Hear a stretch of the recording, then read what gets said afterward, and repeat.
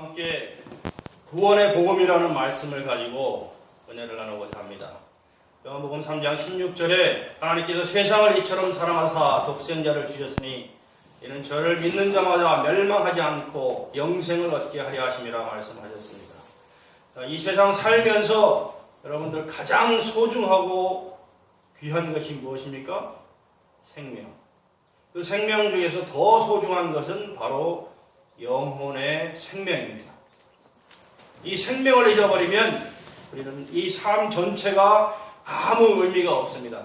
그래서 하나님께서는 우리들의 영혼의 생명을 구하는 가장 쉬운 구원의 복음의 말씀을 주셨습니다.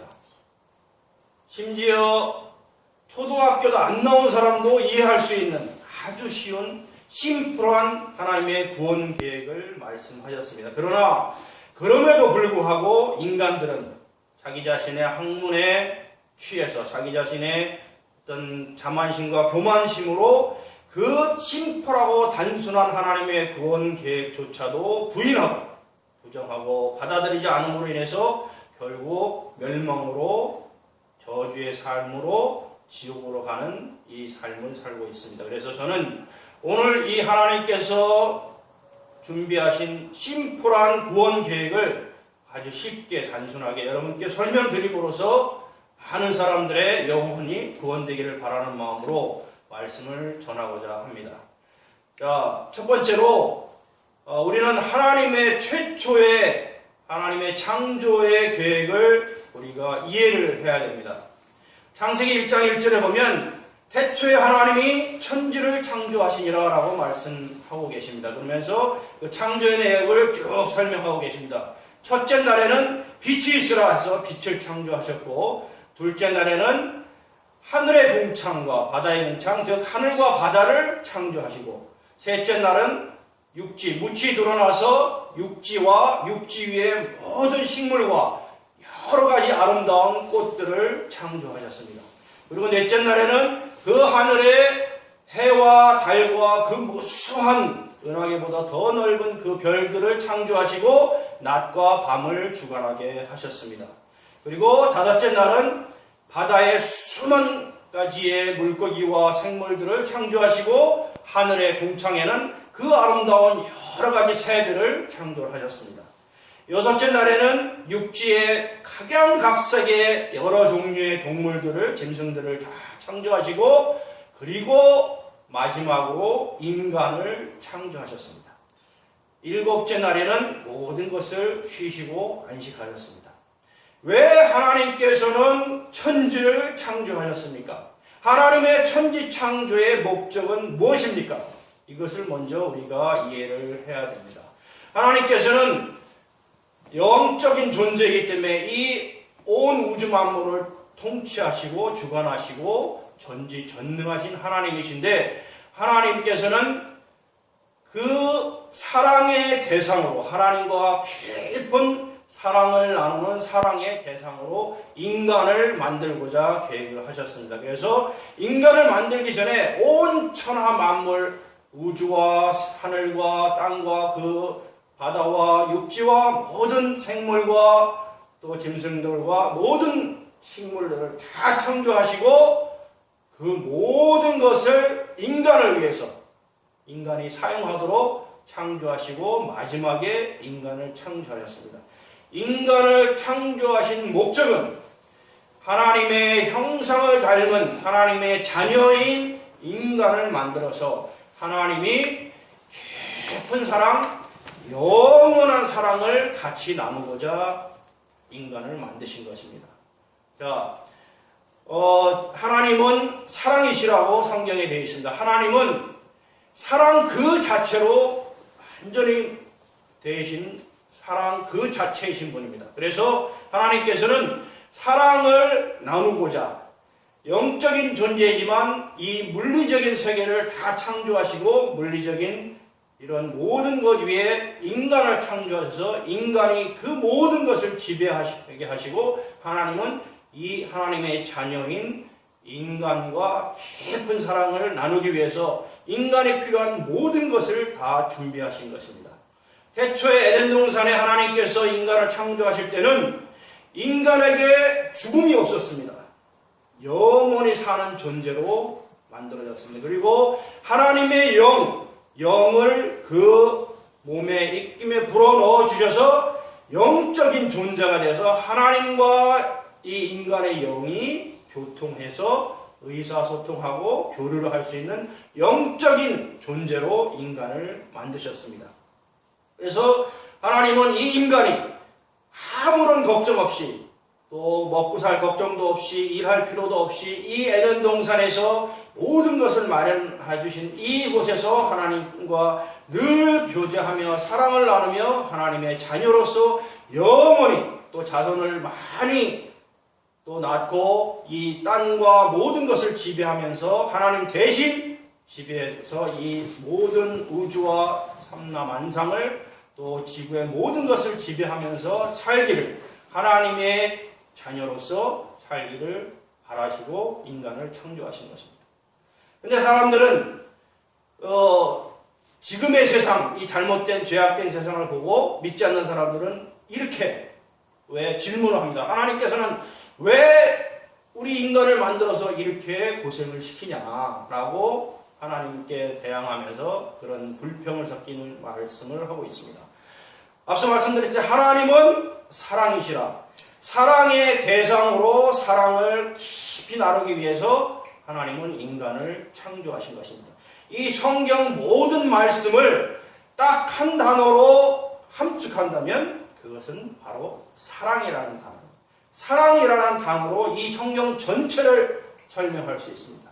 이 우리 인류의 모든 역사와 모든 것을 다 통틀어서 모든 문제를 해결할 수 있는 단 하나의 단어를 찾으라 한다면 그것은 바로 사랑입니다. 우리 간에 사랑이 있으면 가정의 문제도 해결되고 이웃 간의 문제도 해결되고 국가 간의 전쟁도 없어지고 모든 인류의 역사의 문제, 개인의 문제, 사회의 문제가 다 해결되는 그 유일하고 귀중한 단어가 바로 사랑입니다. 그래서 하나님은 사랑이시라 사랑으로 이 창조를 하셨는데 이 사랑을 하나님에 대한 사랑, 하나님이 인간에 대한 사랑을 인간이 배반한 것입니다. 하나님은 지극히 인간을 사랑하였으나 인간이 그것을 배반한 것입니다. 또 이해를 못하는 사람들은 하나님께 대항해서 이런 질문을 합니다. 그러면 왜 인간이 죄를 짓지 않게 만들었으면 될 것 아니냐? 왜 선악과를 만드셔서 이렇게 우리를 고생하게 만드냐? 죄 짓게 만들고 왜 이렇게 타락하게 만드냐? 인류가 다 타락하고 죄 속에서 어둠 속에서 살게 만드느냐? 왜 선악과를 만드셨느냐? 선악과를 안 만드셨으면은 그런 일이 없었을 것 아니냐라고 오히려 대항하듯이 질문합니다. 거기에 대한 답변은 하나님께서는 온 천하 만물을 인간을 위해서 다 창조하시고 모든 것을 다 소유하고 점령하고 정복하라고 하시고 모든 식물과 모든 것을 다 필요하면 먹을 수 있게 허락을 하시고 딱 한 가지 나무 선악과의 열매만은 따먹지 말라고 딱 한 가지만 금하셨습니다. 왜 금하셨을까요? 그것은 너희 인간은 모든 것을 다 할 수 있고 하나님의 자녀로 모든 것을 누릴 수 있지만 단 한 가지 너희가 하나님이 될 수는 없다라는 것을 깨달으라는 말씀이었습니다. 선악과의 선악의 기준은 하나님만이 세울 수 있다. 인간이 선악의 기준을 세운다면 모든 악한 것을 선한 것으로 바꿔버린다면 이 세상은 온통 악의 투성이로 다 붕괴될 것입니다. 그러나 하나님께서는 이 선악에 대한 기준은 하나님만이 하실 수 있다는 그런 상징적인 것으로서 너희는 결코 이 선악과의 나무를 따먹지 말라. 너희가 이것을 따먹는 날에는 반드시 죽으리라라고 그 단 한 가지만 금지를 시켰습니다. 그것은 곧 너희가 하나님이 될 수 없다는 그 피조물이라는 그것만은 반드시 명심해라라고 하시고 나머지 모든 것은 허락하신 겁니다. 즉 다시 말하면 우리 인간들 세계에서도, 죄악된 인간들 세계에서도 아버지가 아들에게 모든 것을 원하는 것을 다 주고, 음식도 주고, 필요한 것, 돈도 주고, 모든 것을 다 주고, 이 아들이 온갖 나쁜 일을 하고 범죄를 해도 다 용서할 수 있지만, 딱 한 가지 아버지가 아들에 대해서 용서할 수 없는 것은, 아들이 아버지 보고 당신 누구요? 당신 내 아버지 아니요? 저리 가시오라고 하는 그 아버지를 인정하지 않는 것 하나는 어느 누구도 인정할 수 없는 것입니다. 같은 그런 맥락으로 이해를 하시면 됩니다. 그래서 하나님께서는 너희는 피조물이고 너희는 하나님을 인정하라는 그 상징으로 선악과를 주신 것입니다. 그러면 또 인간들은 불평불만하면서 이렇게 대항하며 얘기를 합니다. 아니 그러면 아예 하나님께서 인간을 조종해서 선악과를 따먹지 않도록 조종을 세팅을 해놓으면 될 것이 아니냐라고 또 불평을 하고 있습니다. 그러나 하나님은 인간을 창조할 때 하나님의 형상을 닮은 여러 가지 요소를 주셨습니다. 하나님의 영성을 닮은 형상의 영적인 형상을 담게 하셨고, 모든 것을 창조할 수 있는 창조력을 주셨고, 그리고 인간이 자기가 생각하고 느끼고 하는 대로 할 수 있는 자유의지를 주셨습니다. 그리고 여러 가지 하나님의 일을 대신할 수 있는 능력을 주셨습니다. 그래서 이 자유의지를 주셨는데, 우리가 하나님의 속성을 잘 이해를 해야 됩니다. 하나님은 사랑이라고 말씀드렸는데, 사랑의 속성을 우리가 깊이 이해를 하면 하나님이 우리에게 왜 자유의지를 주셨는지 이해할 수 있습니다. 왜냐하면 우리가 남녀간에도 한 남자가 한 여자를 깊이 사랑할 때, 만일 그 여자가 내가 세팅한 대로 로봇처럼 나를 대한다면 어떻게 사랑을 느낄 수 있을 것이며, 그 여자는 어떻게 사랑을 남자에게 할 수 있겠습니까? 로봇은 사랑을 할 수 없습니다. 진정한 사랑이라는 것은 가슴 깊은 곳에서 우러나오는 그 사랑, 서로 자발적으로 자유의지로 사랑이 솟아나서 서로 사랑이 교제되고 교감될 때 진정한 사랑의 모습이 나오는 것입니다. 그래서 하나님께서는 인간을 창조하실 때 로봇으로 세팅해 놓지 않으시고, 하나님이 인간에게 사랑을 줄 때 인간도 스스로 사랑이 넘쳐서 하나님을 사랑하도록 그렇게 자유의지를 주신 것입니다. 자유의지가 없다면 인간은 로봇에 불과한 것입니다. 그래서 이 자유의지를 주셨는데, 인간이 이 자유의지를 잘못된 것으로 사용을 해서 하나님을 배반하고, 자유의지를 가지고 하나님이 하지 말라는 것, 너희가 선악과를 따먹으면 반드시 죽으리라는 그것을 함으로써 하나님께 버림을 받게 되는 것입니다. 그러면 또 세상 사람들은 이렇게 얘기를 합니다. 아니 그러면 그렇게 죄라는 거, 사탄 마귀라는 이 존재를 하나님께서 만들지 않으셨으면 그 아담과 하와가 선악과를 안 따먹고 유혹에 빠지지 않았을 것이냐? 왜 하나님은 그렇게 사탄과 마귀를 만드셔가지고 인간을 죄에 빠지게 만드냐? 라고 대항하고 불평불만을 합니다. 그러나 우리는 이 또한 이 하늘나라의 영적인 그 세계의 그런 역사를 이해를 하면 우리가 이해를 할 수 있습니다. 하나님께서는 온 천지 만물을 다 주관하시고 또 이 세상을 주관하시기 위해서 천사들을 수없이 거느리고 계십니다. 세계군의 천사장을 비롯한 세계군의 수많은 천사들을 거느리시고 천사를 통해서 일들을 하시는데, 과거에 그 세 천사군 중에 하나인 찬양하고 경배하는 그 아주 천사 중에 가장 우두머리 천사장이 있었습니다.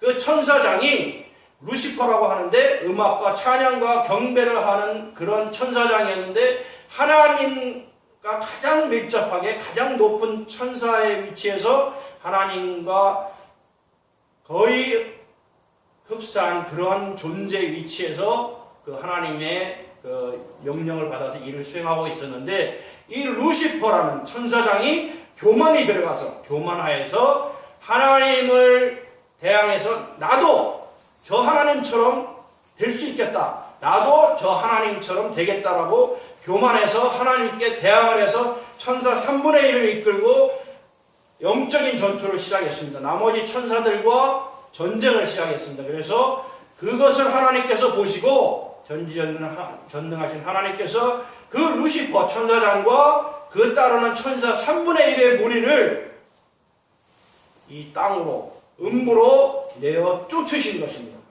그래서 이 버림받은 타락한 천사들이 루시퍼가 천사 그 악마들이죠. 천사의 장이 된 그 사단이 된 것이고 그 따르는 무리들이 전부 악마가 된 것이고 그 악마와 사단이 이 세상에 움직여서 많은 영혼을 이끌어서 귀신들을 만들고 이 땅에서 움직이고 있는 것입니다. 그것을 성경에서 나와 있는 것을 한번 본다면 계시록 12장 7절부터 9절에 보면 하늘에 전쟁이 있으니 미카엘과 그의 사자들이 용과 더불어 싸울세 용과 그의 사자들도 싸우니 이기지 못하여 다시 하늘에서 그들이 있는 곳을 얻지 못한지라 큰 용이 내쫓기니 옛뱀 곧 마귀라고도 하고 사단이라고도 하며 온 천하를 꿰는 자라 그가 땅으로 내쫓기니 그의 사자들도 그와 함께 내쫓기니라 라고 하늘에서 있었던 영적인 전쟁의 결과로 사탄 마귀가 땅에 내쫓긴 것을 성경에 설명하고 있습니다. 또한 이사야서 14장 12절부터 15절에 보면 너 아침의 아들 계명성이 어찌 그리 하늘에서 떨어졌으며 너 열국을 엎은 자여 어찌 그리 땅에 찍혔는고 내가 내 마음에 이르기를 내가 하늘에 올라 하나님의 묵비를 위해 내 자리를 높이리라 내가 북극 지폐의 산 위에 앉으리라 가장 높은 구름에 올라가 지극히 높은 자와 같아지리라 하는도다. 그러나 이제 내가 수월 곧 구덩이 맨 밑에 떨어짐을 당하리로다 라고 분명하게 성경에 나와 있습니다. 그래서 이 하늘에서의 영적 전쟁의 역사를 알면 우리가 그 사탄과 마귀가 이 땅에 온 역사를 이해할 수 있습니다. 그래서 하나님께서 에덴 동산에 아담과 하와를 창조하시고 아름답게 살기 위해서 이 영원한 세계, 물리적이지만 영원한 세계를 창조하셨을 때 이 사탄이 뱀의 속으로 들어가서 하와한테 가서 가장 약한 하와의 마음을 건드려서 분명히 하나님께서는 아담에게 너가 선악과를 먹으면 반드시 죽으리라 했는데 아담은 하와에게 똑같은 말을 전했음에도 불구하고 하와는 뱀이 유혹하니까 이 선악과를 뱀이 얘기하기를 모든 식물을 먹지 말라 하더냐 하니까 아니다. 다 먹되 이 선악과만 먹지 말라 했더라. 그러면 이 선악과를 먹으면 어떻게 되냐고 물어보니까 하와가 먹으면 죽을까 하노라 라고 이렇게 변형해서 얘기하니까 사단이 그 틈새를 이용해서 너희는 결코 죽지 아니하리라. 이 선악과를 따먹으면 눈이 밝아져서 너희가 하나님처럼 되리니 하나님이 그것을 염려해서 너희가 하나님처럼 되지 못하게 못 먹게 한 것이다. 그러니 먹어도 이상 없다. 그러면 너희가 하나님처럼 되고 눈이 밝아져서 모든 것을 알게 된다. 라고 유혹함으로 인해서 하와가 선악과를 따먹고 그것을 아담에게 줌으로 인해서 결국은 하나님이 단 한 가지 하지 말란 그것 선악과를 따먹지 말라는 따먹으면 반드시 죽으리라고 명령하신 그것을 따먹음으로 인해서 결국은 버림받고 하나님께 쫓겨나고 에덴에서 쫓겨나고 결국은 사단 마귀의 종이 되고 자녀가 되는 하나님께 버림받는 이 상황이 된 것입니다. 그래서 두 번째로는 죄악된 인간의 모습에 대해서 잠깐 설명을 드리겠습니다.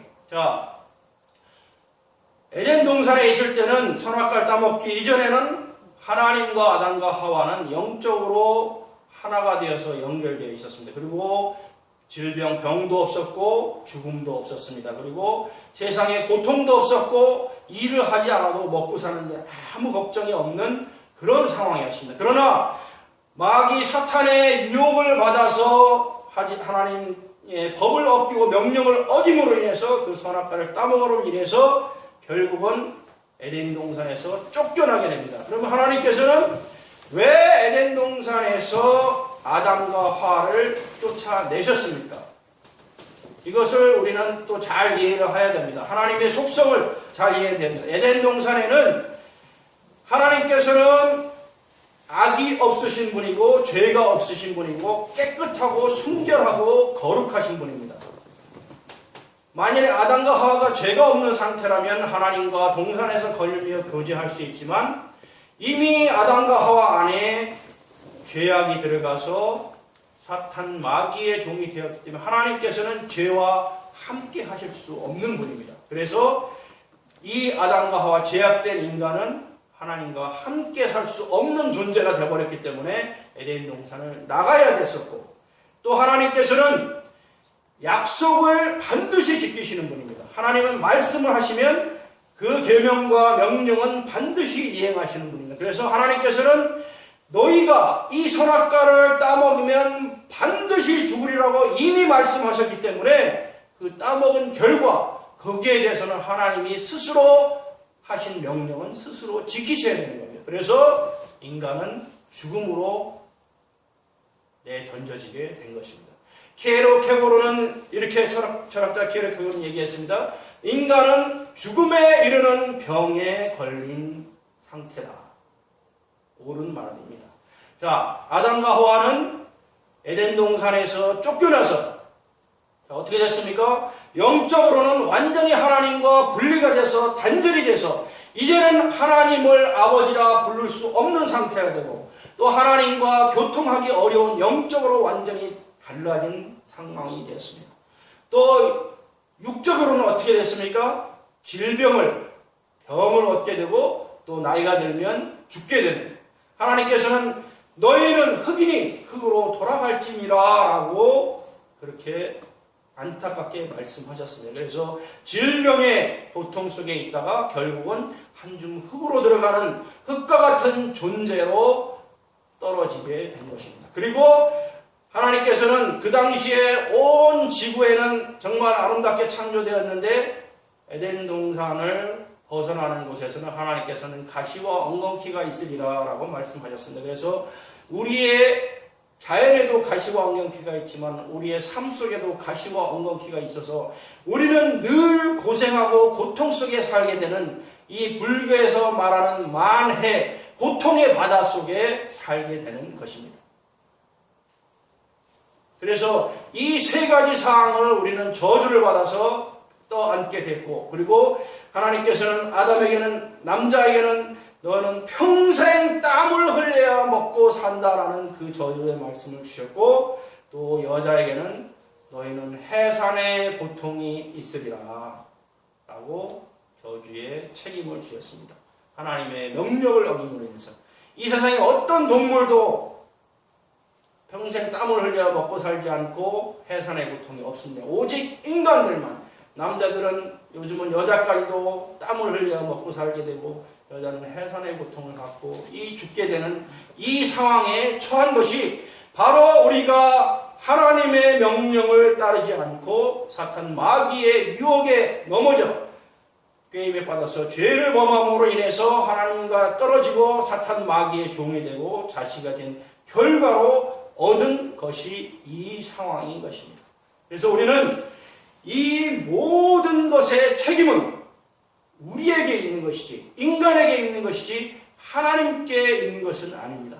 그리고 그 당시에 에덴 동산은 지금도 성경 앞 창세기에 보면 티그리스 유브라데스 강 사이에 처음에 생겼다고 얘기했는데 노아의 홍수로 인해서 완전히 폐허가 되었고 전부 지금 없어져 버렸지만, 그 당시에 아담과 하와는 그 자식을 낳았는데 가인과 아벨을 낳았는데 가인이 그 죄로 인해서 죄악된 죄의 속성을 인해서 아벨을 쳐 죽이는 살인자의 그 첫 번째 인류의 첫 번째 살인자 조상이 됩니다.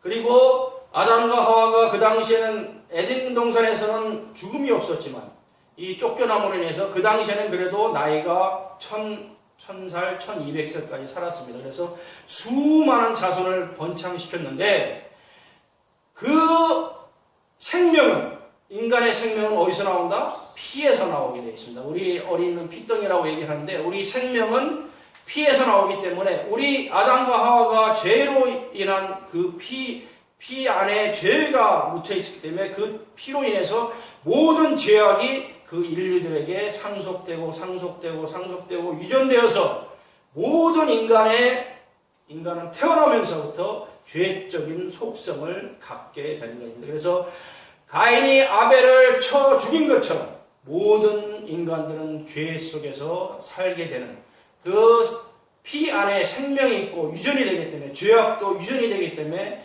전 인류가 죄악 속에 살게 되는 것이 바로 인간들의 상태였던 것입니다. 그래서 세 번째로 제가 말씀드리고 싶은 것은 하나님은 이러한 상황들을 보고 너무나 가슴이 아프고 안타까우셔서 하나님의 사랑은 늘 인간에게 주고 싶은데 인간들이 하나님을 모르고 하나님을 배반하고 하나님을 사랑하지 않는 이것, 그로 인해서 죄악된 생활을 하고 고통 속에 몸부림치면서 죽어가는 이 모습을 보시고 하나님께서는 너무나 안타까워져서 하나님께서는 이것을 회복시킬 계획을 세우셨습니다. 몇 가지 회복시킬 계획을 세우셨습니다.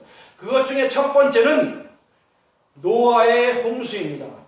워낙 죄악이 온 인류에게 평만하고 모든 인간들이 죄를 지니까 하나님께서 너무 낙심하셔서 내가 이 인간을 지은 것을 한탄하노라 라고 하시면서 가장 하나님의 말씀을 잘 순종하고 하나님과 교감하고 영적으로 통하는 노아와 노아의 가족들만을 살리고 나머지는 다 쓸어버리는 계획을 세우시고 그 하나님께 신실한 가족을 통해서 다시 인류를 번창시킬 계획을 세우셨던 것입니다. 그래서 노아에게 방주를 1년간 만들게 하셔서 노아의 방주 안에 모든 동물들이 한 쌍씩 집어넣고 노아의 가족들, 세 아들과 그 아내들을 집어넣고 그 다음에 방주를 닫은 후에 40일 동안 전 인류의 하늘의 공창의 물도 다 쏟고 땅에서도 모든 물들이 솟아올라서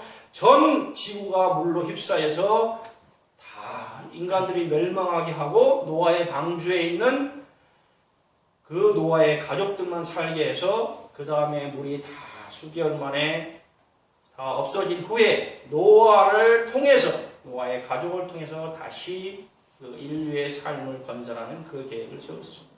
그러나 그럼에도 불구하고 그 노아의 자기 세 아들이 셈, 함, 야벳으로 백인, 흑인, 황인종의 조상이 되어서 또 많은 자손을 낳고 평만하게 펼쳐졌는데 그럼에도 불구하고 그 피 속에 죄의 그 유전이 되어서 죄악을 저지르니까 하나님이 또 가슴이 아파서 여러 가지 또 계획을 세우시고 하나님께서 이 죄를 속해서 하나님과의 관계를 회복하는 방법을 또 여러 차례 알려주셨습니다. 그것 중에 하나가 우리 레위기에 있는 피의 제사를 하나님께서는 가르쳐 주셨습니다. 그것은 뭐냐면 죄의 값은 사망이고 인간의 생명은 피에 있는데 죄의 값은 사망이면 우리는 피를 흘려서 다 죽어야 될 존재임에도 불구하고 하나님께서는 그러면 인류가 다 멸망해야 하므로 하나님께서 알려주신 방법의 하나는 너희가 소나 양이나 비둘기나 너희 가산에 형편되는 대로 그 짐승들을 데려와서 그 소나 양의 머리 위에 너희 죄를 다 뒤집어 씌워서 안수를 하고 제사장은 그 소나 그 양이나 그 비둘기를 죽여서 피를 흘려서 제단 위에 뿌리고 불태우면 하나님께서 그러면 그 방식으로 제사를 드리면 내가 너희의 죄를 그 죄에 대해서 없다고 해주겠다. 그 속죄를 인정해주겠다는 그 방법을 알려주셨습니다. 그래서 레위기에 보면 인간의 속죄하는 모습들이 쭉 나옵니다. 그래서 하나님께서는 그 속죄하는 방법, 하나님과 관계가 회복되는 그 방법을 쭉 알려주셨습니다. 그래서 그때 죄에 따라서 회복되는 그 방법을 알려주셨는데 그 방법도 완전한 방법이 되지 못한 것은 죄를 지을 때마다 이런 속죄를 해야 되고 모든 인간들이 계속해서 속죄를 함에도 불구하고 그 피 속에 흐르는 죄의 속성으로 인해서 또 나가서 죄를 짓고 하기 때문에 그것도 하나님께서는 정말 피의 냄새에 내가 너무 질린다는 그런 말씀을 하시듯이 이렇게 다른 방법을 또 생각하게 되셨습니다. 그리고 또 몇 가지 방법의 형상과 설명을 해주신 것은 우리 애굽 민족이 이집트에서 유대 민족이 애굽에서 엑소더스 그 영광의 탈출을 할 때 그 문설주에 양의 피를 바르면 그 죽음이 넘어가리라 하는 유월절의 말씀도 주셨고, 또 그 유대 민족들이 구원돼 가지고 올 때에 광야에서 하나님께 훈련을 받을 때 이 유대 민족들 하나님께 불평불만을 하고 온갖 그 반항을 하자 하나님께서는 그 들판에 뱀을 풀어서 모든 그 유대 민족이 물려서 죽기 직전까지 됐을 때 그들이 구해서 하나님께 기도해달라 살려달라고 할 때에 모세에게 하나님 말씀하셔서 큰 십자가 위에 노뱀을 걸고 그것을 쳐다보는 자는 살리라 라는 말씀을 주셨습니다. 그래서 그것을 믿고 그 노뱀을 쳐다보는 그 이스라엘 백성들은 다 살았고, 그 말씀을 믿지 않고 하나님의 말씀을 믿지 않고 하나님의 존재를 믿지 않는 자들은 다 죽게 만드는 이러한 역사를 통해서 또 하나님께서 예수 그리스도의 상징적인 모습을 보여줌으로 인해서 구원받을 수 있는 이런 방법도 알려주셨습니다. 그리고 또한 십계명을 유대민족에게 주셔서 하나님을 죽도록 사랑해라, 그리고 이웃을 사랑해라 라는 그런 말씀을 주셨고, 유대민족이 이스라엘 백성들에게 또 이스라엘을 한 민족을 선택해서 또 회복시키고 2000년 만에 나라가 다시 건국되게 하는 이런 역사를 하나님께서 이루시는 이런 모든 역사를 통해서 하나님께서는 회복을 시키고자 하는 이러한 일들을 하셨습니다. 그래서 성경에 보면 우리가 성경 전체에 여러 가지 사건들이 나오는데 믿지 않는 사람들은 이 성경이 마치 그 우화나 아니면 하나의 옛날 얘기나 어떤 그 미신적인 어떤 그런 신에 대한 얘기로 이렇게만 치부하고 사실이 아닌 것으로 그냥 교훈적인 얘기로 생각하는데 절대 그렇게 오해를 하시면 안 됩니다. 이 성경은 처음부터 끝까지 진실이고 그 역사적인 것은 하나의 틀림도 없이 전부 사실입니다.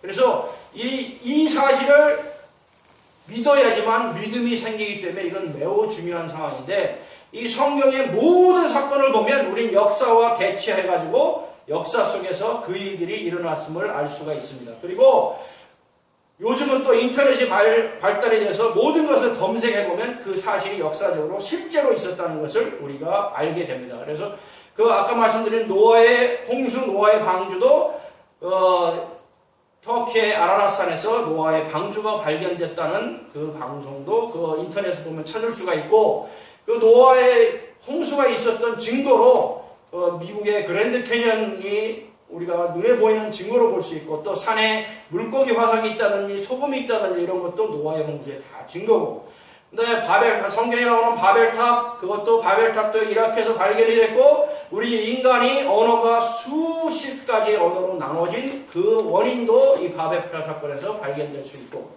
또 여러 가지 그 소돔과 고모라의 그 유적도 발견됐고, 그리고 홍해